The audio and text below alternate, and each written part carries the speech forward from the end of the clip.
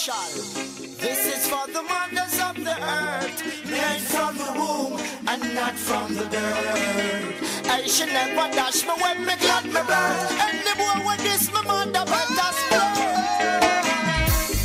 Mom, you're a priest. When I met you, I loved you. So I'm just going to share with you guys. Bear with me. It's a little long. I'll try to keep it short. But the first time I heard Mama's voice, I was 6 years old. And I was friends with Diane and Annette, and we were playing just in Regent Park. We were playing right over here, actually, on Pashler Avenue. And I heard Mama's voice, and she yelled out, "Donna! Annette!" And that was the first time, and I said, "Annette, someone just called you. And who's Donna?" Because it was Diane. I knew Diane is, right? And Diane, we all three of us get up, we start running and running to the house. And Annette says, "That's Diane's other name. And we call her Donna." Right? And I was like, "Oh, okay." And I said, "I'm going to call her Donna from now on." She's like, "No, no, no. Only my family calls me that." Needless to say, you know, as children, I called her from then on, every now and again, trying to tease her and everything. But Mama, I remember when you called us, when you called them that day, I ran with them. They went in. You were calling them for dinner, okay? And I know, as adults, we don't always remember what the children will remember. But as a child, that day, when you had called them into the house, you were calling them for dinner.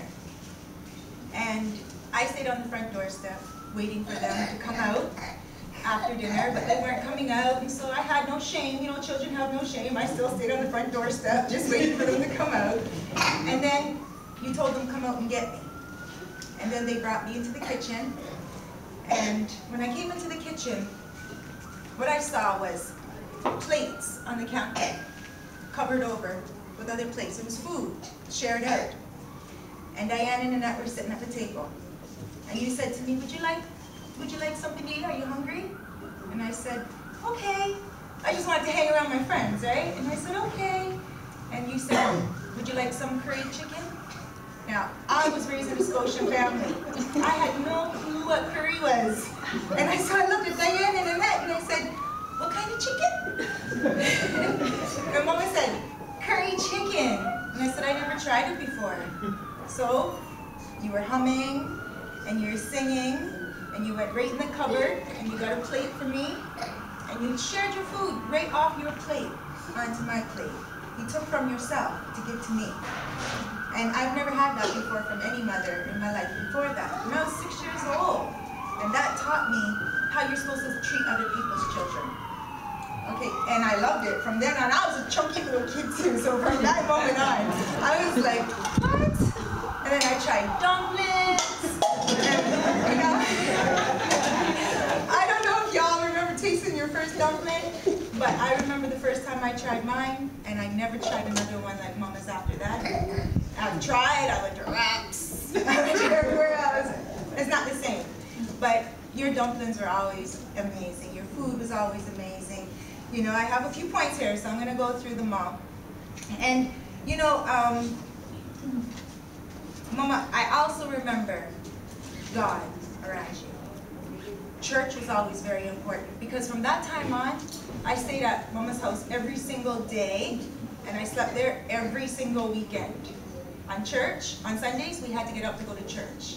And that's what we knew. We had to get up in the morning and go to church over here, Father Green's church, right? And I can also remember one time, Father Green came over and he was talking to you on the front doorstep right in front of your house. And we were playing out front. Now, Mommy always taught me, never ever get in people's grown-ups' business. Never listen, right? So I wasn't listening to their conversation per se, but I can remember them giggling and laughing. Pastor Green, Father Green and you were laughing. After you guys finished talking, I will never forget this. He walked away, humming like you normally do. Okay, now I never heard this man hum before in my life, before that. But after their conversation, he walked away and he was humming. And I know that you must have said something very spiritual to him. I know you must have said something that had been filled with the Spirit.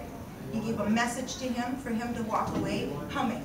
Right? He was like, yes, she's a child of God, and him a message. And I know that now as an adult, and I think upon these things and I remember, I'm like, no, that was more special. That's things I was witnessing to you. To be able to say this was a special child of God. And now, you know, you also believed in unity. Because Diane and Annette and I was about 11 at this time. We always hung around each other, and I was sitting on my front doorstep, which was right there. It's all torn down now. But I was sitting down, and I was playing all by myself. And Mama was walking by, and I was like playing with my Barbies, and she looked at me and she said, "Where's Diane and Annette?" Now I know she wasn't asking me where her daughters were, because she always knew where they were. They were good girls. They were not running all about and everything. You were asking me, Mama, now that I look back on it, because you noticed that I wasn't with them. And I was always with them. And I said, I don't know. And you're like, what do you mean you don't know? And I said, we're not friends. We were arguing at the moment, right? We got into this little tiff. She did not ask me, why aren't you friends? She didn't get down and say, oh, you know what happened? Nothing like that. She said, come. And she took me to her house. And I'm walking behind her, running up, and I'm like, yeah, she's gonna yell at Diane and Annette, she's gonna give them trouble. But you know, she didn't. And I'm always waiting and listening for her to go in the house, and she didn't. All of a sudden, Diane and Annette, there was a window up top, a bedroom window, and they came up the top window and they looked down, and they were like, yes. And I was like, you wanna play Barbies? And they're like, yeah. And they came down and we all played Barbies. So that was you believed in unity. You never ever believed in people being like in discord. And when they were, it didn't fit well in your heart. It was something that didn't sit well with you. And I always knew that about you. And also, I remember when you would go to Jamaica. Now,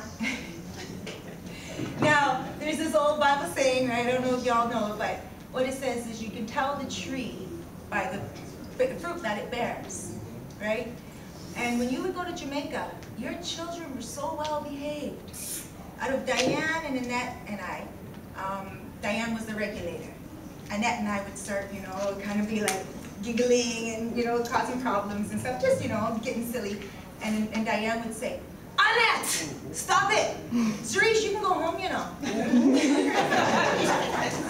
And that was unheard of for me to be going home and everything, because I practically lived at your place from the time I was 6 to 13, right? So, you know, I would be, after that, I'd be like, Annette, stop, let's smarten up, right? And then when you'd get back from Jamaica, it was like Christmas, because you would bring mango, you'd bring apple. I didn't even know there was Jamaican apples until you came back. I didn't know. And then I tried all these fruits, and she had sugar cane, and I still have visions of my family sitting on the front stoop, tearing off the sugar cane, chewing it up and everything. All these memories I have, you know, Mama. And one memory that really, I always remember about you, you were always humming, always singing.